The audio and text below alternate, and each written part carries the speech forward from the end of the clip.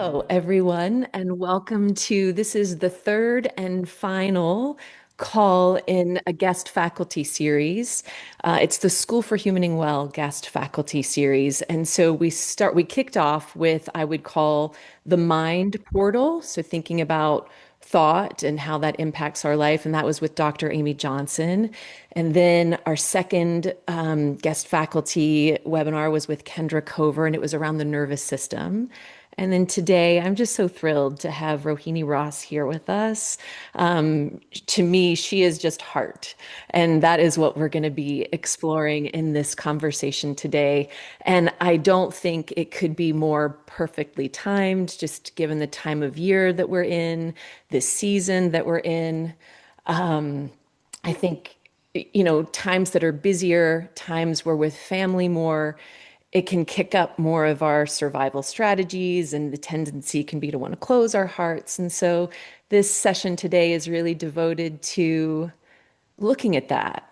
Yeah, is there anything else I'd like to say? I will say that's present, so I will say it. The School for Humaning Well. Well, let me also, I didn't do this. Welcome to you, every single one of you who are here.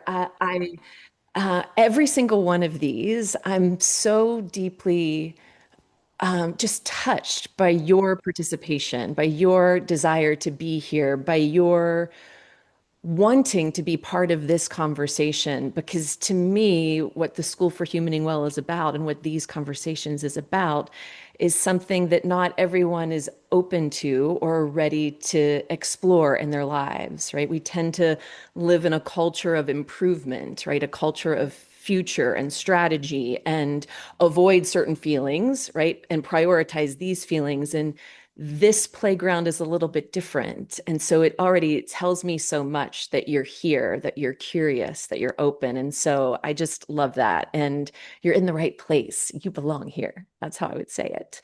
And so the school is just a deeper exploration of this.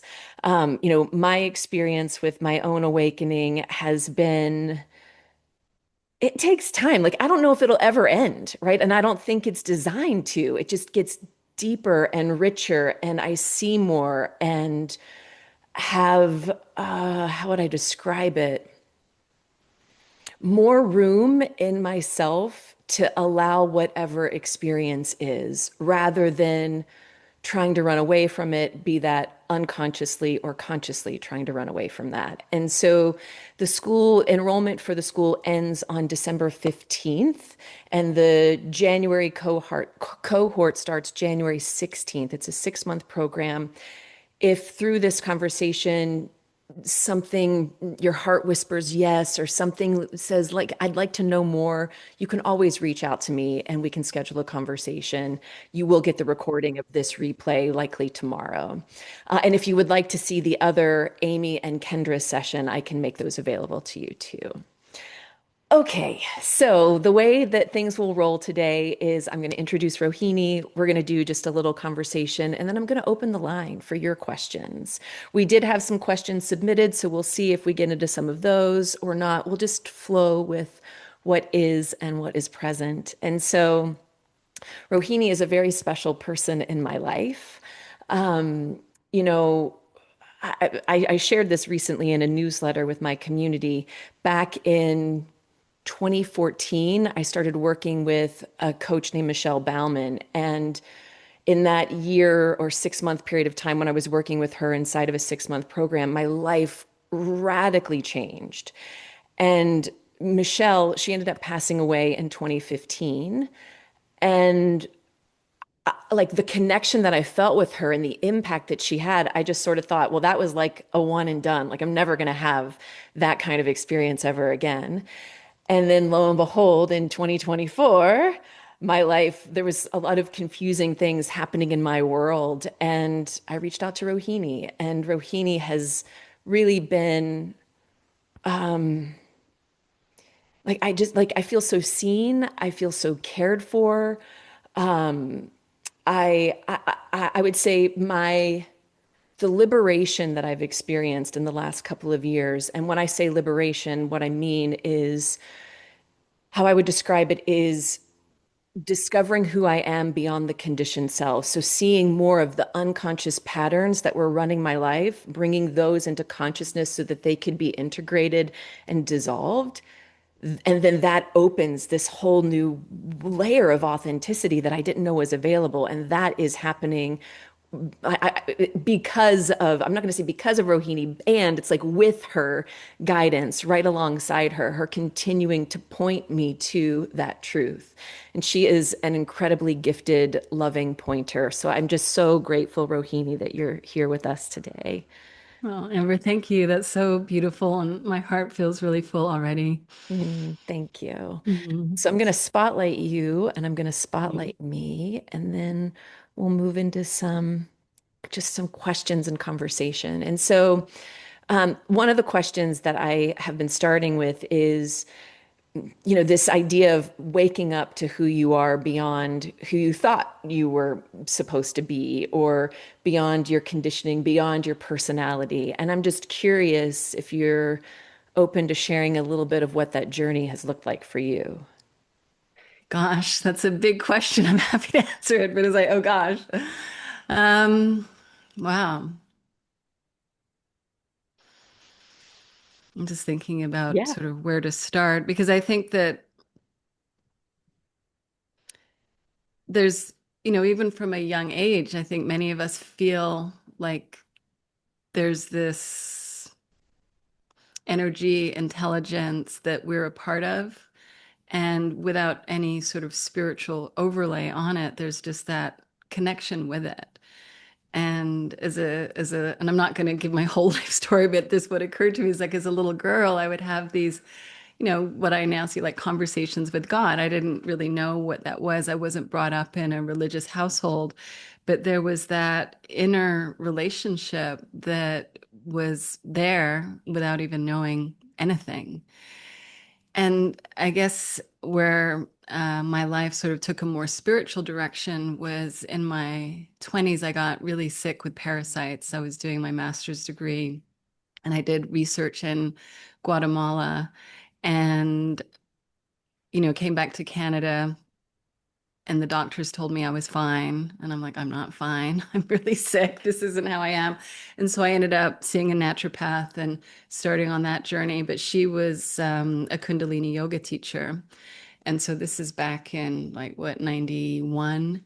So I started that practice of yoga and meditation, which was very structured. And I'd say the community was very hierarchical, but it was exactly perfect for me at that time in terms of the introduction to a different orientation toward life, uh, ability to get beyond the conceptual mind through mantra, through exercises, through a lot of breath work, like just even realizing that, oh, this is a thing, this is available. And so that I would say is sort of where the little sort of recognition of, oh, there's there's a path that many have walked, and there's many paths, there's not just one, but this is something that has been explored deeply by many people that woke up inside of me. And I was really excited by that and curious by that. And so that just kind of evolved at the time after I finished my master's. I thought, my path was to go on and do my PhD. I probably thought I was going to become a teacher of some kind. And I just got really clear that no, I started being able to listen to that intuitive knowing inside of me rather than just that condition, oh, this is what I should do. It's like, oh no, my heart is not in this. And I had always thought I was going to become a doctor until I hit the science classes in pre-med. I'm like, oh, I don't think I'm going to be able to do this. But I realized I want to go back to look at more healing. And so at the time I thought that's probably going to be an acupuncture or something along those lines. But I knew that I would recognize it when it showed up. And through various different iterations of life, I ended up in Los Angeles after spending time in London, meeting Angus, getting married, coming here, and eventually I found the University of Santa Monica. And as soon as I saw their program. I think I went to an open house and I just knew, oh, this is it. I found it. And I remember going home to Angus and saying, I'm going to do this program. And I thought he was going to think I was completely, off my head because I'd like just heard this tiny bit and here I am signing up. But I just knew. And again, it was like at the time that was the such a beautiful, like, heart-opening healing experience and feeling the power of the group and the community to support that dropping into that deeper knowing of self was, beyond what I had ever imagined. And then I, did their counseling psychology program. So I stayed, and then I was on faculty. That's, I think, where we formally met. Mhm. So I spent many years there and really deepening in that recognition of, what they would call the authentic self. And at the time I had a misunderstanding though that I was still using it from not all of me, but a part of me was still using it from an ego-based foundation that like I can improve myself enough to get to spiritual enlightenment. Like I thought there was such a thing at the time.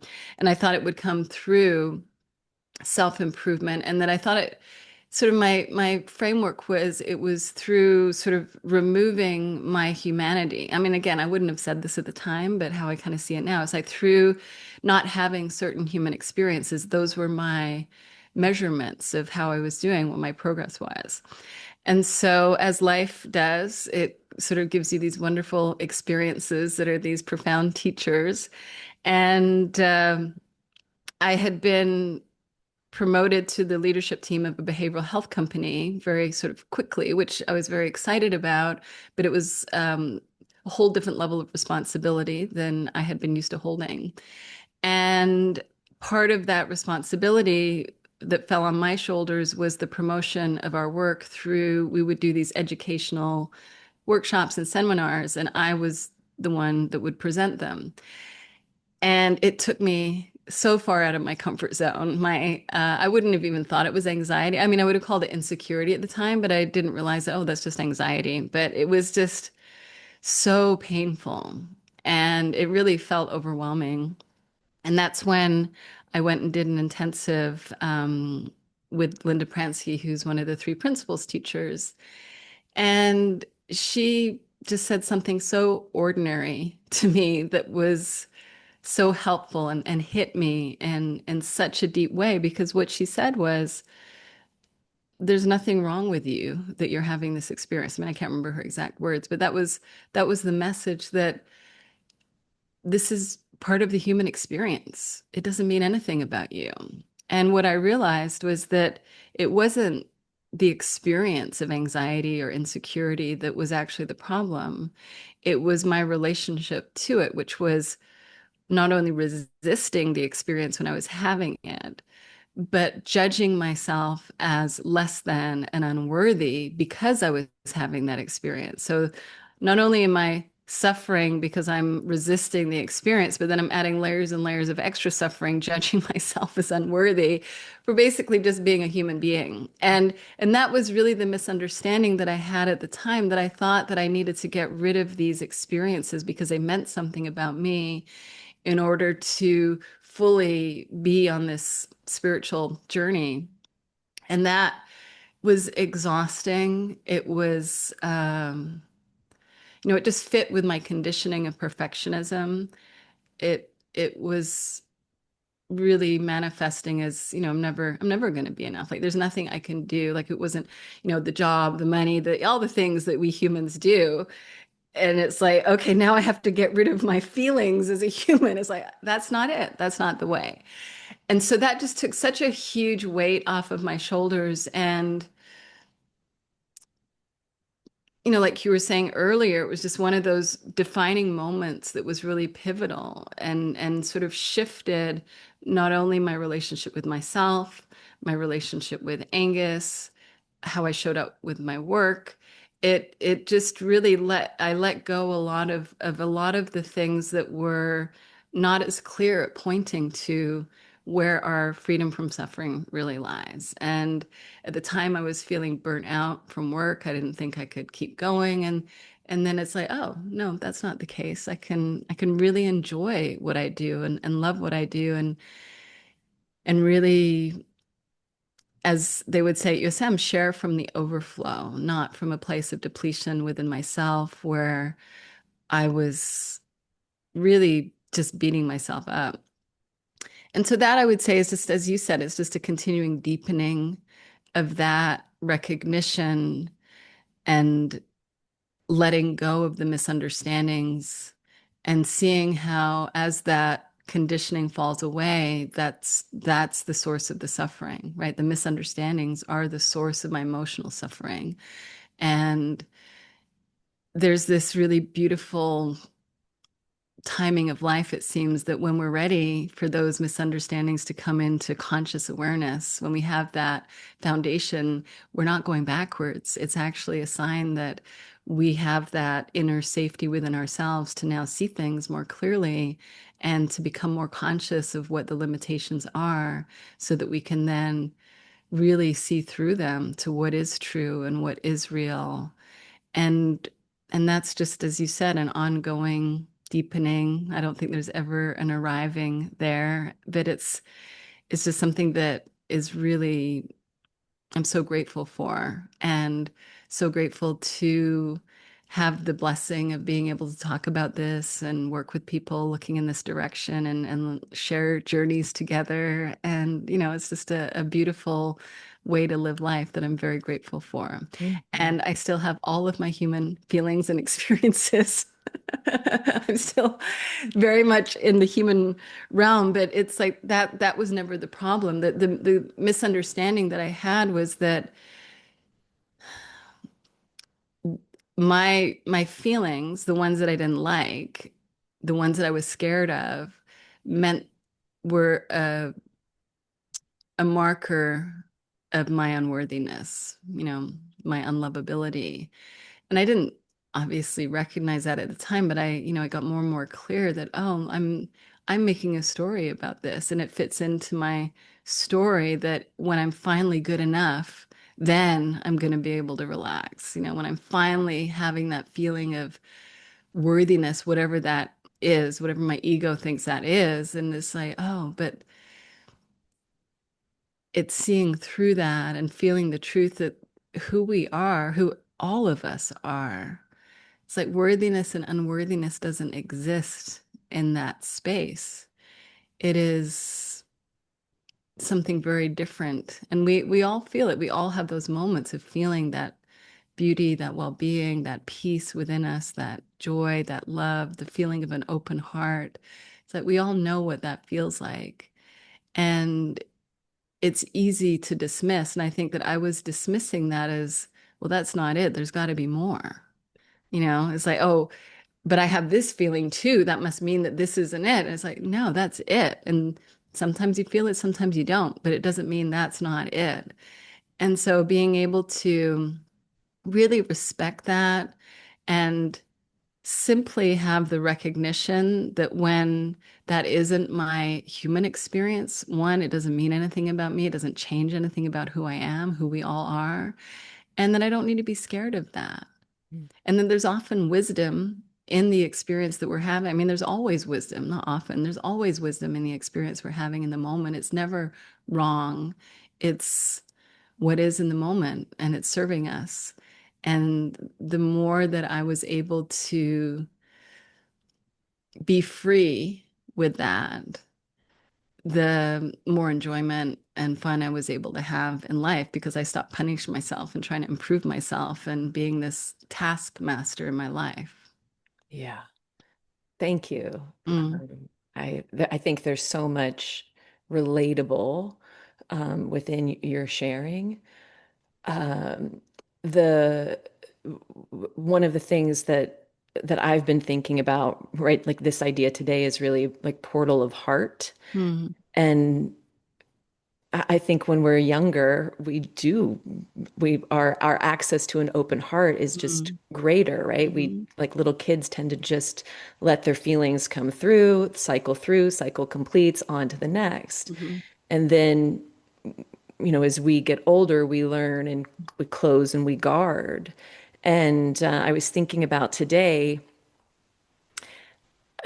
it, for a long time, I think I thought the goal was to have an open heart always. Hmm. Hmm. And that's not accurate. Would you speak to that? Um, well, that's what I thought too, right? I thought that the goal was to be in a good feeling all the time. That was another way.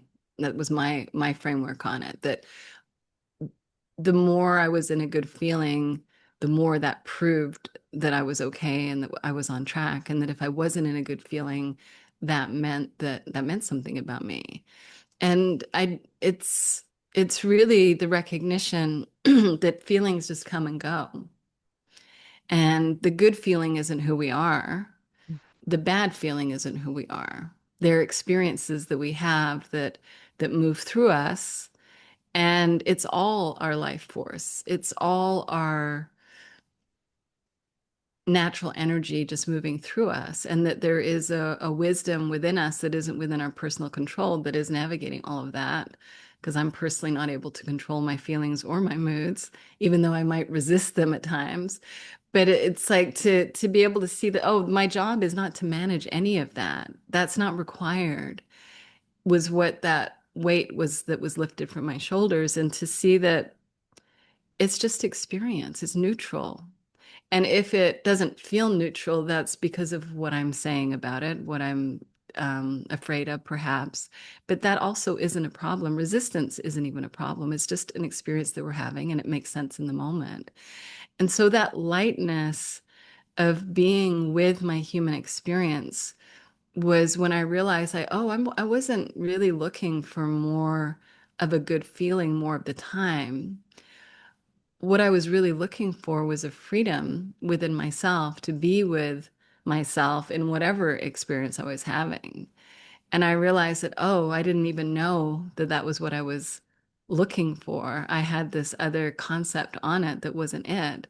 But as soon as I started to feel more of that freedom and less judgment on how my experience was showing up in the moment, that feels amazing. And again, it's not like, oh, of course, it sounds like I'm seeking a good feeling, but it's like it doesn't even matter if you're feeling whatever you're feeling. It's like, oh, I'm safe with whatever this is. Another way of talking about it could be like feeling home within yourself and with it with whatever arises. And that's the freedom from the psychological suffering. Like that's the freedom to be who we are as these beautiful divine expressions that have this human form with all of the senses and all of the emotions and all of the capacities to experience that we have as humans. Like it's never wrong. And to just rest in that, I think for me, I have a tendency to kind of want to control, to, I get scared, or I used to get scared a lot more, less so now, but I can even get scared of experience now. This Sunday, I have this cupboard door that slides and it kind of sticks. And so I grabbed it from the left side and I yanked it because it sticks. And I just smashed my hand into the wall. And the pain was so intense. I got so free and I could just feel my whole body contract and tense. And it just felt so overwhelming. And of course, it's not, I mean, I dealt with it, but the instinct was like, I can't handle this. This is too much. What am I going to do? And, I'm like hopping around the house saying, this is getting me ice. And eventually my nervous system settles down. I was like, okay, I could be with this throbbing. And do I need to see the doctor? But it was just such a great example to see how that instinct to contract and to resist, was my first response, which probably made it more painful. Obviously, I didn't do that on purpose, but like that's just the human, right? That's just what happened. And it all settled down, and my hand seems to be working fairly well right now. But it's like just, and that's all the learning, right? I mean, I probably would do exactly the same thing the next time something, because it comes so out of the blue, but it doesn't mean anything about us. And to be able to ride these waves of what it is to be human, like that's how we really get to kind of enjoy the human experience more and more. The title of the talk is Being with Life as It Is. Yeah. And, that story to me really it's such a great example of highlighting that. Um, because we do, I'm thinking in that example, there was a physical pain, right? And so then the bracing, but the same happens with emotional pain Right. or psychological pain. Yeah. And so another thing I was thinking about this morning with this talk was, 5 years ago, I, I I would have seen something like that title and thought, oh, I'm being with life as it is, Hmm. right? Like, what do you mean? There's Right. no other way to not be with life. But I didn't see, I wouldn't have seen at that time some of it's hard to talk about, right? The unknown conditioning Hmm. that's Hmm. contributing, the resistance that goes on inside, the avoidance Hmm. of things. Like even when you say, I got scared, I would have been like, I don't get scared, Hmm. Hmm. but it's not conscious, right? Yes. That the system gets scared, the system gets flooded, the system gets overwhelmed, and often we're not aware of it. Hmm. And so in this exploration of waking up, right, being with life as it is, I don't really know what I guess my question is when what would I don't know what could you have said to Amber from like 5 years ago to maybe give a seed or a nugget to be like, no, because really I was running, like I was in a lot of resistance. I Yeah. just didn't Yeah. know that. Yes. Yeah. Well, I mean, assuming we were having a conversation 5 years ago, like probably there would have been some presenting problem, some issue, some place of suffering that would have been something that we've been talking about, right? And that is the opening because it's like in the title, it's the portal, right? That's the portal to invite you in deeper. And often we resist those invitations rather than leaning in and seeing like, well, what is this pointing me toward? What is this showing me? And that suffering is really showing where the misunderstanding is. Mm. And by pointing in that direction, looking in that direction, often that comes more fully into conscious awareness. Doesn't always, but it can. And these things aren't within like, I can't make that happen. You can't make that happen, but it does happen, right? And it happens when we're truly ready, when we have the capacity to, even though it might feel like we don't have the capacity. So I can't remember the saying. It's like you can always handle what life gives you. It's like we might not think it at the time, but actually we can. But there's such a beautiful wisdom. And like when we're ready, we're the feedback usually kicks up and when it gets our attention, and so we have a look. And when we really see what's there, we see, oh, that's a limiting belief. That's a misunderstanding. Like for me, my main misunderstanding was like, I'm unworthy. I'm, I'm unsafe because I'm unworthy. Like that was a through line that I would have been completely invisible to in terms of my life. And I wouldn't have thought that I was living my life that way.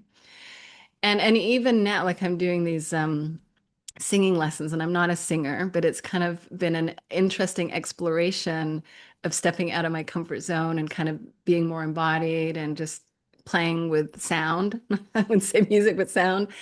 And when I'm talking to the teacher, she say, Rohini, how's your nervous system doing? And I'll realize like I'm feeling that anxiety and she can hear it.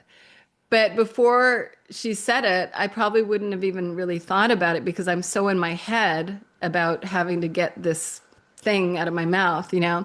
And it's like, oh, isn't that beautiful to be able to get that feedback and attune to it and realize that we don't have to react from that and that we can be with that while doing whatever we need to be doing or not doing whatever that may be. And that there's such a kindness, like, another reference to the heart is that kindness and self-compassion we can have for ourselves to really meet ourselves where we're at with what our experience is without trying to change it, without trying to change ourselves, but to just have that kindness toward ourselves with whatever that might be. The nervousness that I have about trying to sing a song is like, it's so, on my intellect's like, it's so silly, but it's like, it's totally real. It's happening over something where there's literally no stakes. There's no real stakes, but yet my nervous system is acting as if there's massive stakes on this little exercise. So that's kind of why I'm doing it, because it's like, wow, showing me some stuff. But life gives us, so it's like 5 years ago, life would have been giving you these opportunities for whatever you were ready to see at that point in time. And so we might have had a conversation about that.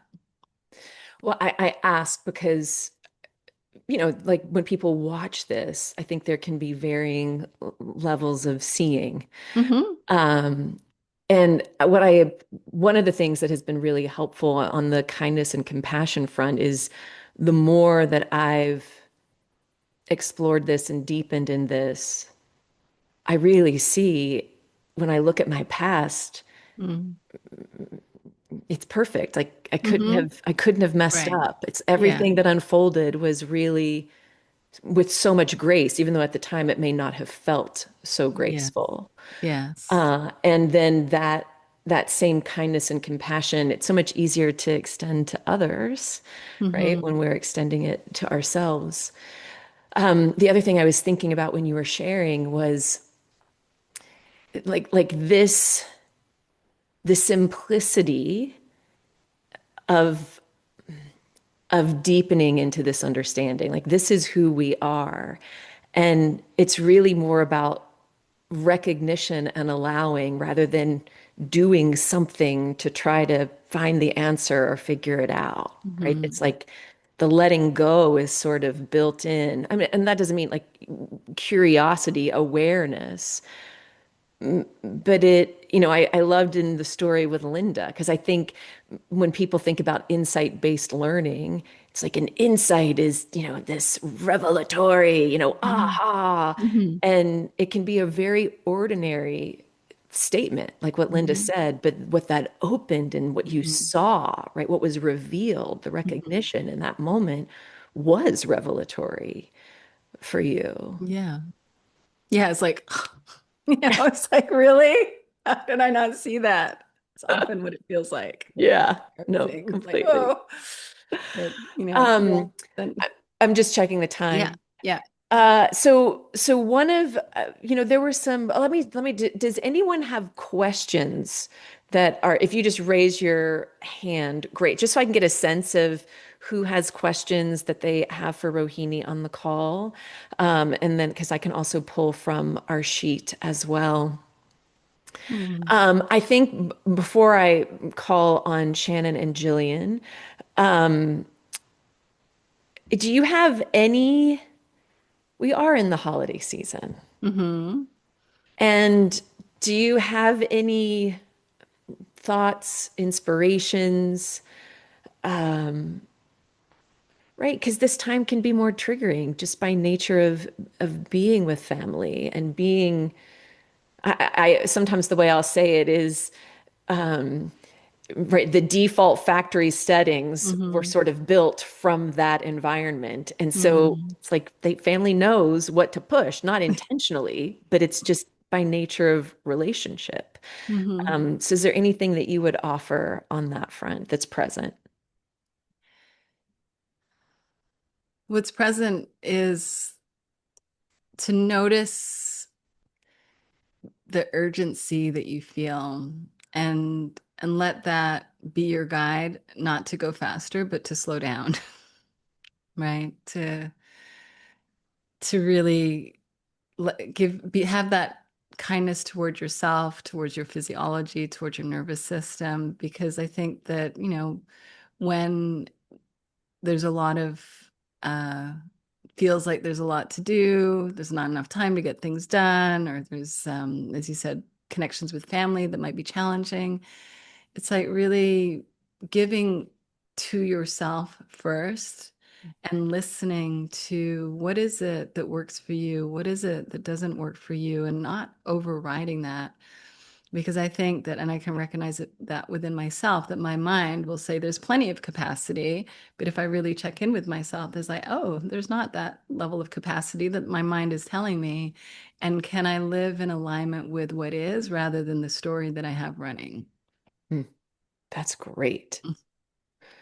When no, okay, I'll stop that. We'll open to Okay. some questions now. So Shannon, why don't you No, I just come want to say on it's down? lovely to see everyone here and so lovely to see you, Shannon and Mark. Oh, I didn't see you, Mark. Hi, Mark. Hello. Oh, thank you. You're really singing my tune. And Aw. I did have a question that comes forward, and it's something I've been wrestling with for a significant amount of time. Hmm. And just a little background. I'm navigating a health issue, and navigating that requires a lot at this point. It's been with me for 5 years. You both know about it, and it's getting to the point where it's the levels ramping up. The test results, they're going up. I'm bringing in much more like rigorous protocol. It's costing a lot more. Everything is ramping Mm-hmm. up. Mm-hmm. And I notice I tend to have start falling into more addictive behaviors that haven't shown up in a while, specifically around food and escapism. You know, um, the challenges also of the treatment I'm doing sometimes make it easier for me to be distracted.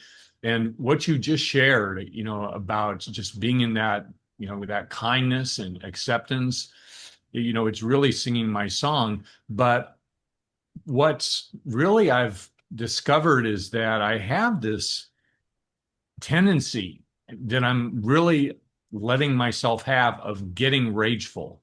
And it's never at people, which is interesting.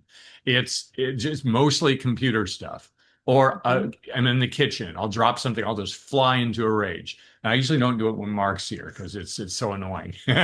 So like, but the thing is, the reason I'm letting myself have just full expression. I mean, it's just like a light switch is thrown on. But the thing is, what I've noticed is it starts to bring me into a state of mind where I'm suddenly just angry. It's like the anger starts owning me. And what other spiritual teachers have kind of taught me is to try to come to really live in a state of joy.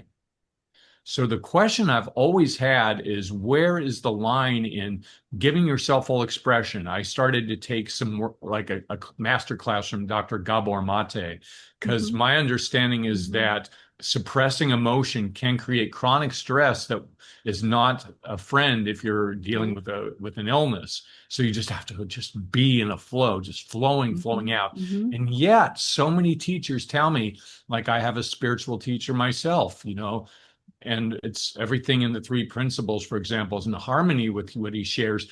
He just happens to teach a specific meditation and yoga technique. But the instruction is to really connect with your joy. And if you're not feeling joy, just it's as simple as the next thought. So where is the I would love to hear from both of you about walking the line of creating emotional authenticity and also honoring yourself with the recognition of your authentic self, which is like endless power and joy. Mm-hmm. Mm-hmm. Do you want me to start, Amber? Yeah. Okay. Shannon, thank you. Thank you so much for that question and for sharing your experience. And I'm just sending you so much love. And I know that you've been on this journey for a while and just navigating so masterfully from what I witness. But this, I think, is such an important question. And every spiritual teacher is going to have their wisdom guiding you. So I'm not saying I'm a spiritual teacher, but I'm going to share sort of what I've seen around this. And when you point to what Gabor Mate is saying in terms of just allowing that energy to move, the health of that, and to the stress that you said that the nervous system experiences when we're trying to manage our emotions is it's draining on our resources. And so for me, when I hear you say that you're experiencing this rage, it feels like that's such a healthy sign that you're ready to integrate this experience into your consciousness for you, not against you. It's not against you in any way. And a story that comes to mind, I mean, I'll speak to it, but there's a story that illustrates it with Angus that I'm sure he's fine with me sharing. Um, it's there's a difference between being in the rage and thinking about the rage and having a narrative about the rage and, just running with all of the thinking versus just being with the sensation. And to really fully experience the sensation in the moment. And often the kind of experience you're talking about is usually linked to developmental trauma, times in our lives where that experience was not safe to feel, where that the wisdom was to absolutely put that under wraps and to keep it under wraps.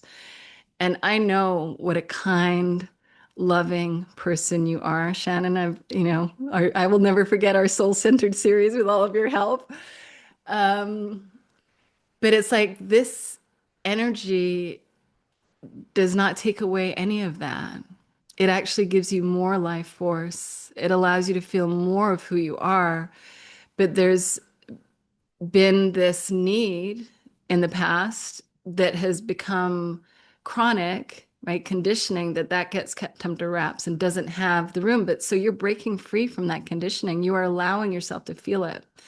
And so the story that comes to mind is that Angus was not like you because he would let his rage out when I was around. Not necessarily at me, but usually with his soccer team playing or something. But I wasn't home. Nobody was home this one day, and he'd come home. He was like so excited to watch his team play Chelsea, and it was his turn to cook, and the kids had left a terrible mess in the kitchen and gone out to one of their soccer games or something. And he was cooking dinner, but he had to clean up the whole kitchen beforehand, and he was just getting more and more amped up. He finally gets everything ready, things on the stove, and he's like ready to watch his game. And it was a hot day. He poured himself this really like this pint glass size glass of lemonade. He with ice. He grabs the glass. It's all condensation. It slips through his fingers. It smashes all over our kitchen floor. And we have pets. And he just felt the rage, right? The rage shooting through his system. He said, what was so cool about that moment was that it occurred to him to just notice the sensation, not be in the story, just note, and he could feel the jet fuel of the adrenaline, and he just felt it. And it passed in like 30 seconds or however long it took. And then he's like, okay, we've got pets. Let's clean up the kitchen floor and then go and watch his soccer game. But that was not his typical practice. I mean, this is a long time ago, but it was not his typical practice at that point in time. And when he didn't do that, he would get into the narrative, right? Which is based on his own childhood developmental conditioning of being the youngest and never, whatever it was. I don't know what his story was, and that would just keep it going. And so where this fits together with the spiritual teaching is rather than like, it's not about, I don't know if this is how it's communicated, but I wouldn't say it's about like forcing the smile.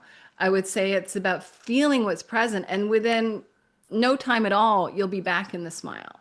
You Yeah, don't I have to think make the I've smile been happen. avoiding, Yeah. yeah, especially with these kind of addictive behaviors that kind of cropped up is it seems like the ratchet is going up. It's like, how much more can you bring to shame? Yeah. What can we Yeah. put on here? But I do feel like grace and love in the Yes. curriculum of it all. Exactly. And I would say, Shannon, that can you also be with these, what you're calling these behavioral patterns, the addictive patterns? Can you see the kindness in them? They're also not against you. They are how you're taking care of yourself. And that when your mind is more settled, when you've navigated this, like they will naturally fall away. But the more you resist them, the more you judge yourself for them, it just, you need them more, not less. And they're like, if we can really not judge, like we all have those behaviors. I have those behaviors too. And what I've recognized is that, oh, that's that's what makes sense in this moment. And the less I try to manage, the less I judge myself, the more neutral they become. And then they just sort of aren't really needed. But what you're describing is, to me, a beautiful process of awakening. This ramping up is what it feels like to wake up to who we are. Like everybody thinks it's, I'm not saying you, but people can think that it's like, oh, it's this nirvana experience, is awakening. No, no, this is what it is. You're becoming more conscious. You're becoming more whole. You're integrating the wholeness of who you are in a conscious way. And it's bringing up misunderstandings, and you're feeling the impact of those misunderstandings, but they're going to fall away. They will not stand in the light of truth. They cannot stand in the light of truth. And you don't need to do anything. You can take all of that pressure off if you're putting any on yourself, and just trust this is the awakening process. It's not you personally doing it, it is happening to you. Do I dare? You don't have a Yeah. choice. Yeah. It's happening.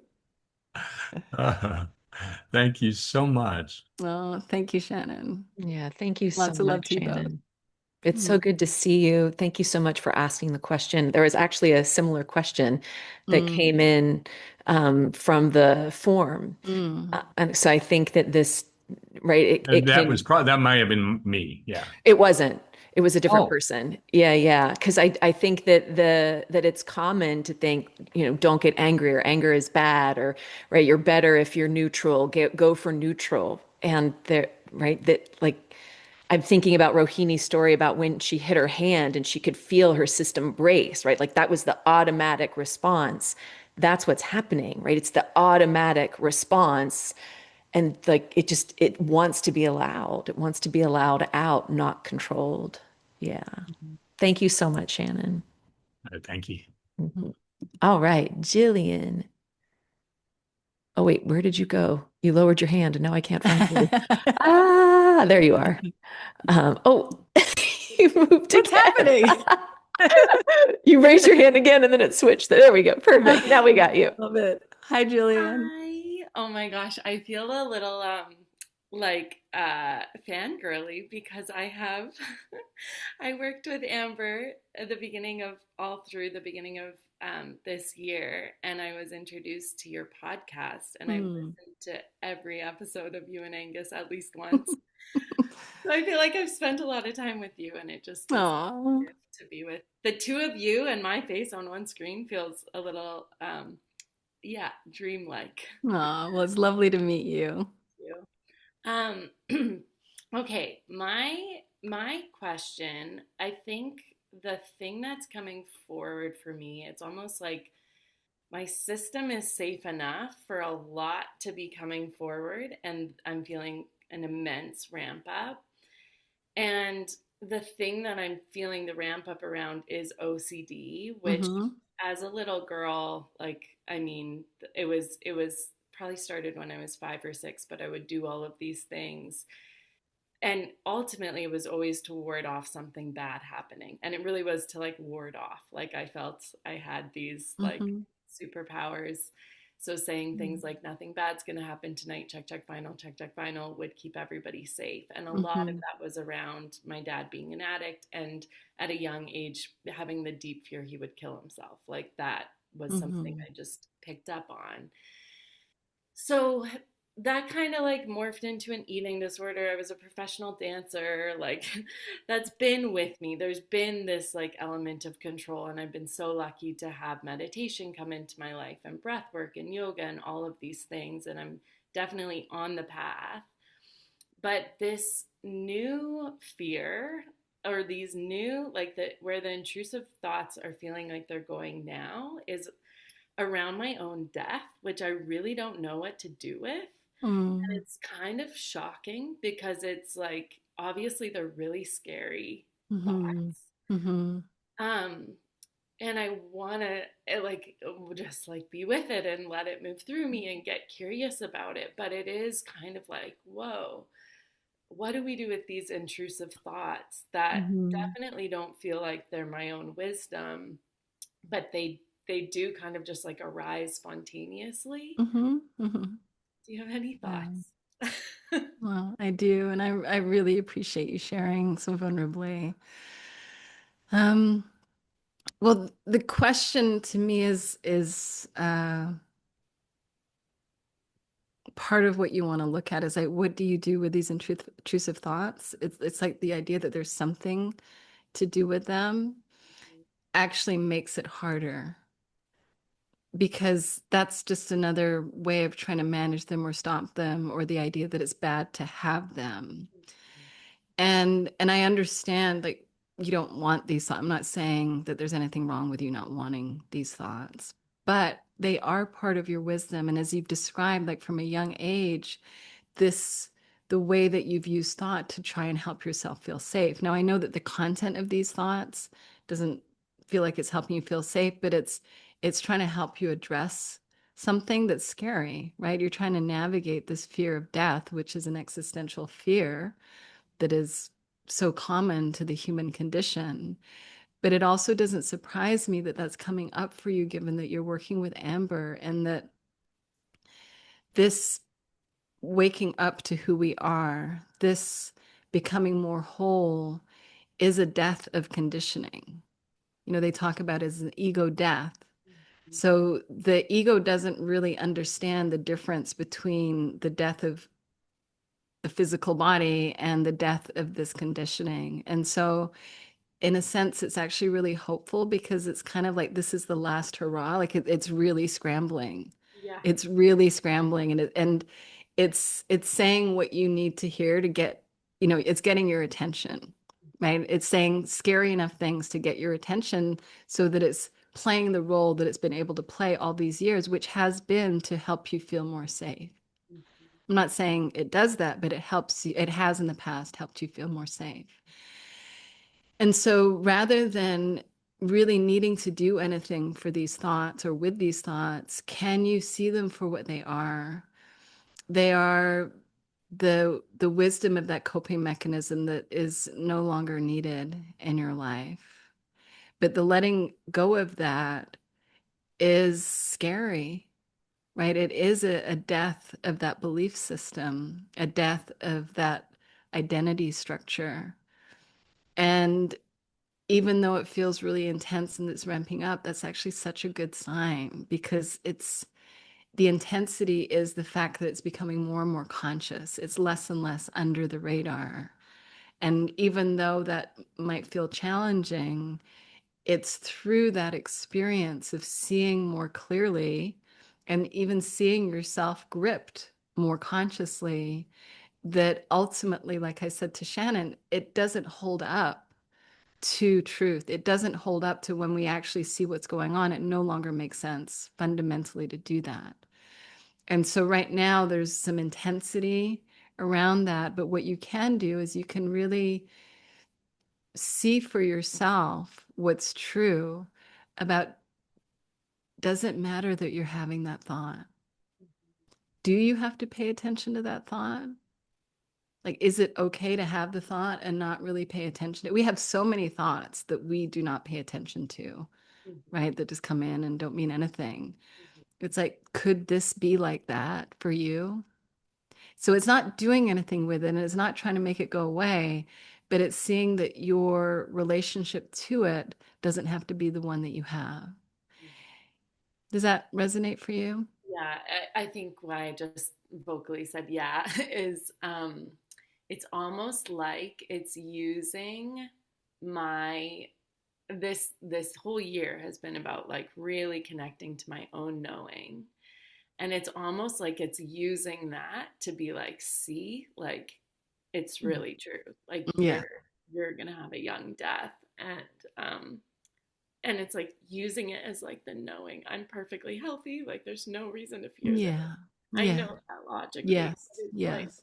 it is really sneaky. Yes.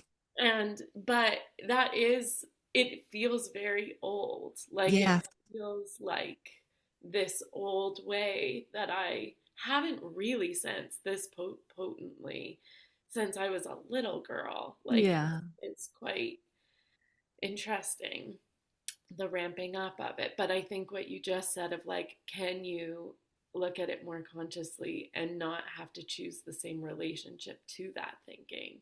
Like, I think that does hold something. And yeah, and can I add on a little bit just what you pointed to, what you saw for yourself, what you weren't able to feel as a little girl, you Yeah. are able to feel now.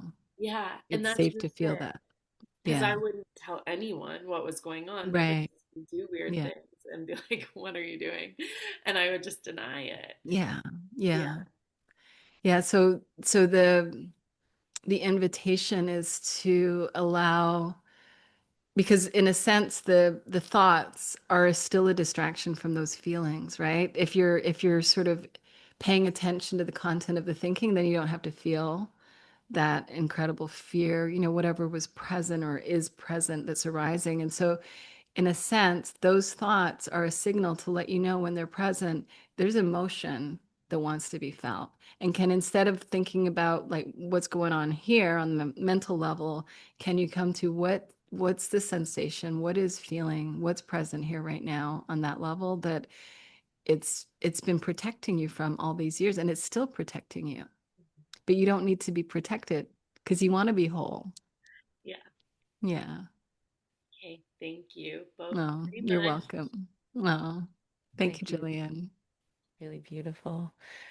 Would you speak, because you've mentioned it both with Shannon and Jillian, would you speak to, right, the pain that comes in? I think when most people move in the direction of personal growth or right the spiritual journey, the first inclination is I want to feel better, Yes. right? Like that's Mm-hmm. it's almost like the Trojan horse, right? That's Mm-hmm. how it sort of hooks you, and then the more you go on that path, you see that it's an entirely different construct. Mm-hmm. Mm-hmm. And that idea of when unconscious material becomes conscious, that it is often met with pain. And can you just speak to that or why that is? Um, well, I think that we tend to be very good at using the intellect as a way to help ourselves not feel, to dissociate, to um, manage our emotional experience. And this can start when we're really young, uh, or any point in our lives, but often it starts when we're young. And that because especially when we're young, it is overwhelming to feel really intense emotions without the support of a caregiver that's able to tolerate that. And even if we had loving parents, they often weren't necessarily able to know how to hold for us to fully feel our feelings, and because of their own nervous system dysregulation, because of their own childhood histories. And so our intellect is a way, like when we're in the story, even though the story can be super painful, it isn't the direct experience of the emotion that can feel like it's overwhelming. And as adults, we get to be in the recognition that we are capable of feeling fully and that it doesn't hurt us. And even if it does feel overwhelming momentarily, that passes very quickly. And that we no longer need to dissociate and use our thinking as a means to not be present to our emotional experience.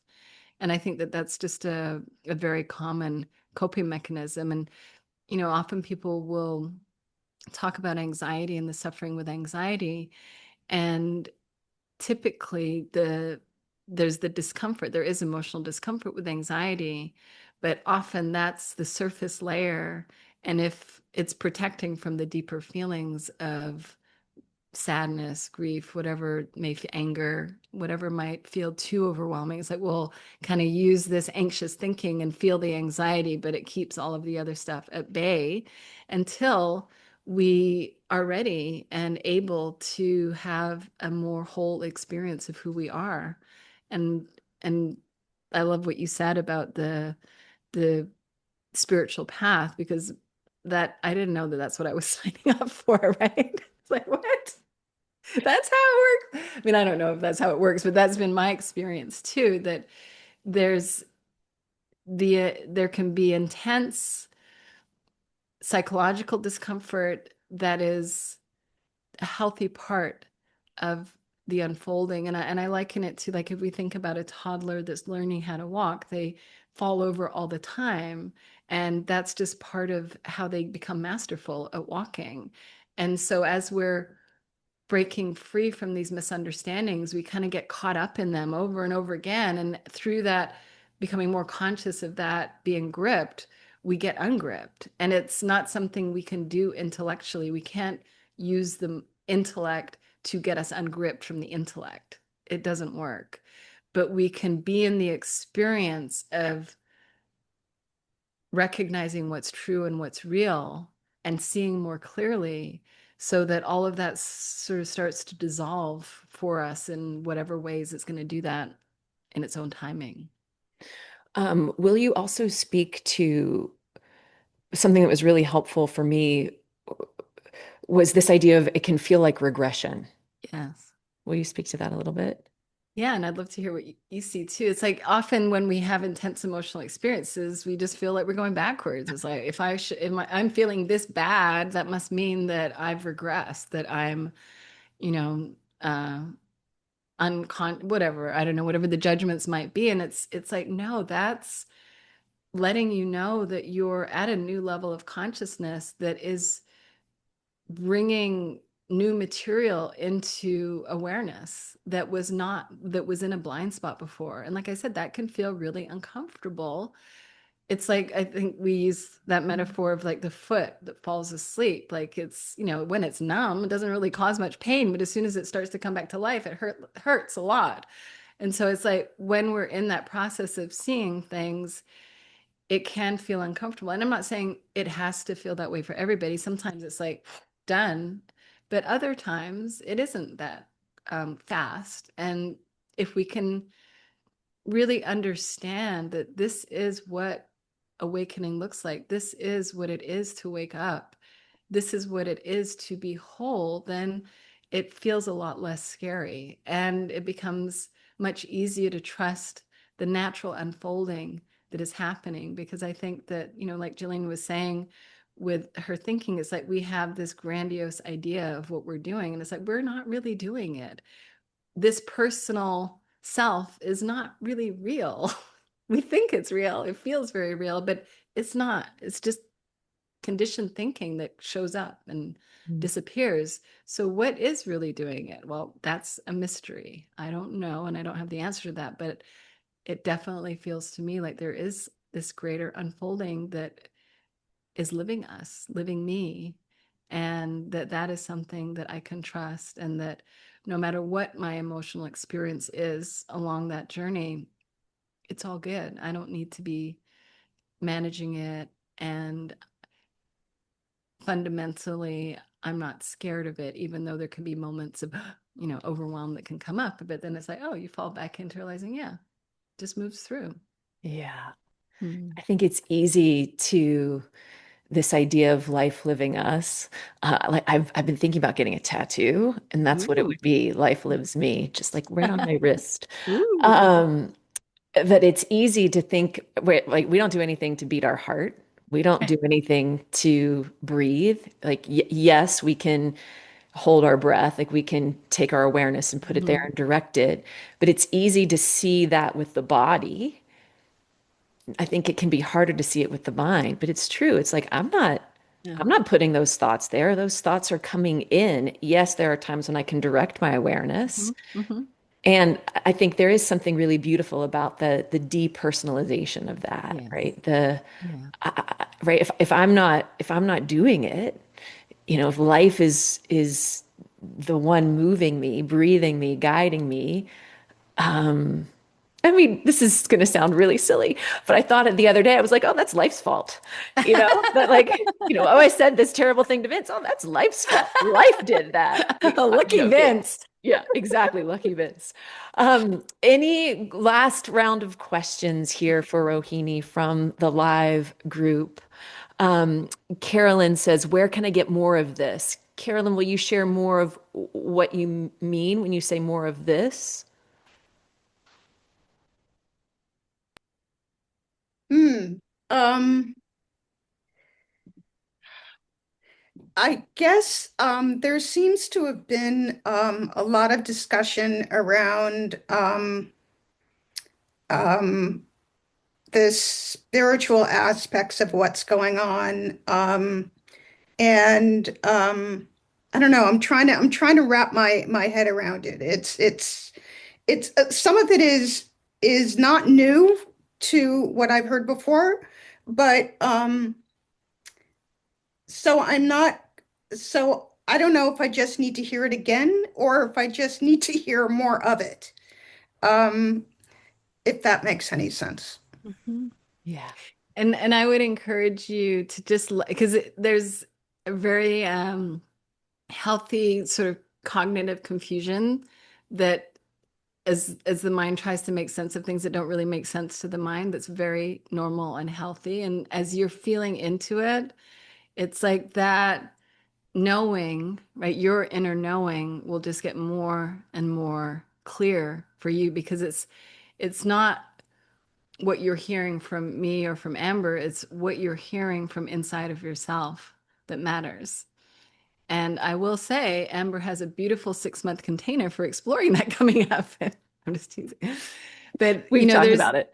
yeah, but it's like this is something that there's not a lot to say, but it bears repetition, and that we can see it deeper and deeper over and over. And like I'll read books, that it's like it's so simplistic, but it's like, oh yeah, it's really hitting me. And then I'll read it again another year later and it's like, oh, it's really hitting me again. It's the same thing. So, but it's not the external, it's what you're able to access within yourself. And when you're having the experience you're having, that sounds like the mind is getting scrambled so that you can actually hear more deeply what your own wisdom, common sense wants to share with you. And it's a feeling orientation. It's not an intellectual orientation. We kind of feel our inner knowing. We don't mentally understand our inner knowing, even though we might be able to put form of words on it at some point. Which is where the real work lies. Where the what, sorry? Where the real work lies. Where the real Yeah, work or is. fun. The real fun lies. Perspective. Yeah. Yes. Thank you.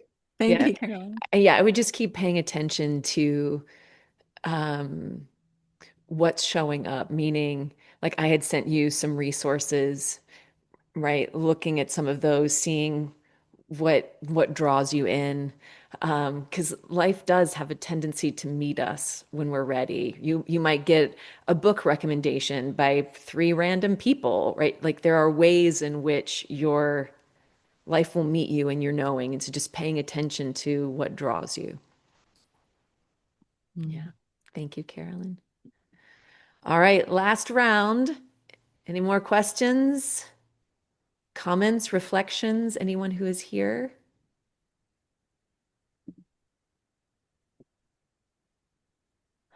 I'm going to offer one from the sheet. Is that okay Sure. with you? Yes, absolutely. Um, I mean, there were some really great ones that were shared. Mm-hmm. Um, the one that stands out to me in this moment is how to resolve the fear of abandonment. What deep truth is missing that we can anchor into when the fear comes up? Hmm. Well, the question shows a beautiful level of awareness. So that to me is like you're absolutely on track, whoever asked that. But the fear of abandonment is a fear of an experience, right? It's a fear of the experience that arises when we have a story about abandonment or there's something happening that we're interpreting as abandonment.